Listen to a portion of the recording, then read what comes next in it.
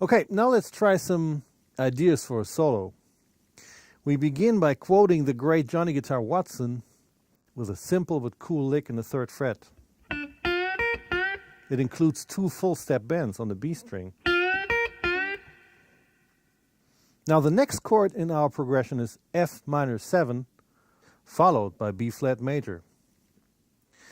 If I play A flat on the D string, C on the G string, and E flat on the B string, I have a nice F minor 7 triad without the root, but the bass is taking care of that. Now if I then add a B flat on the high E string, it'll give me a weird F minor 7 sus 4 chord. If you look at the tab, I'm calling it a B flat 9 sus 4 there, because that's what I really think it is. A B flat 9 with a suspended 4th, resolving nicely to B flat 9. It could be an A flat major with an added 9 as well, if the bass was playing an A flat. But I think calling it a B flat 9 sus 4 makes the most sense here. No matter what it's called though, the point is that it works over the F minor chord.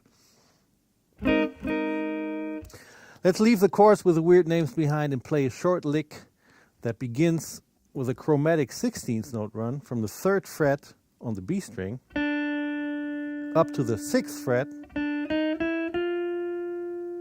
and ends with D, B flat and C in the 4th bar over the E flat major 7 chord.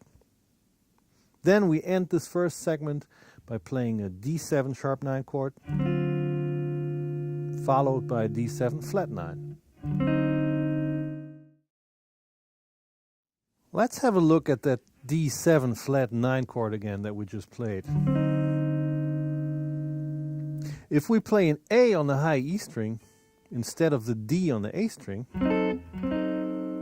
we still have a D7 flat 9 because once again the root is played by the bass and A is the 5th of D, so it's part of a D major chord anyway. What we have now looks suspiciously like a diminished chord, doesn't it? Well, if it looks and sounds like one, let's treat it as one too. As you probably know, the cool thing about diminished chords is that they consist of only flat thirds stacked on top of each other. And so by moving a diminished chord up or down 3 frets, we get a different inversion of the chord. It's the exact same notes in a different order. So let's use this to our advantage and move this diminished chord up the neck, first 3 frets, then another 3 frets, to get to the 10th fret, where we then play a short double stop lick over a G minor chord. It sounds something like this. 1, 2, 3, 4.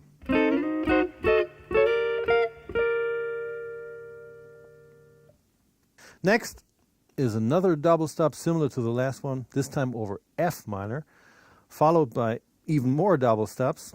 This time it's 6 over the B flat chord to take us to the E flat major 7 in the next bar, where we then slide some 16th notes in the 6th and 8th fret on the B and E string. The whole section goes like this. 1, 2, 3, 4.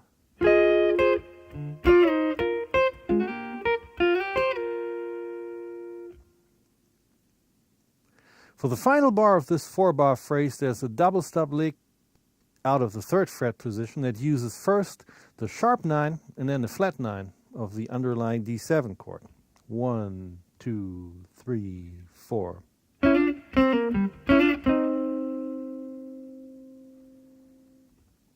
The final 4 bars of our solo are just single note licks. A lot of licks start on the root note, or maybe sometimes on the 3rd or the 5th. But for this section, let's try something a little different.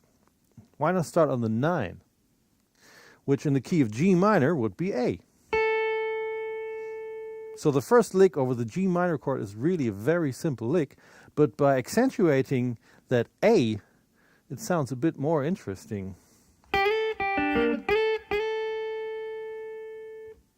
In fact, I like it so much, I'll do it again over the F minor chord. This time, of course, the 9 is G.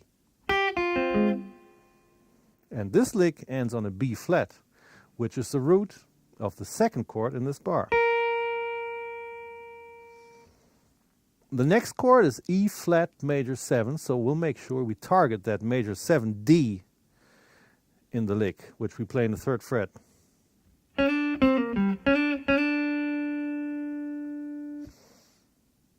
The final bar has our D7 sharp 9 and D7 flat 9 chords again. And obviously the notes that are really standing out here are the sharp and the flat 9 of D, F and E flat.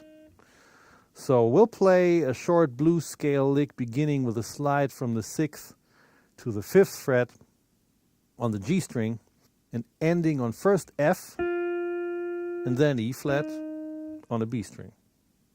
Here are those final 4 bars in context. 1, 2, 3, 4.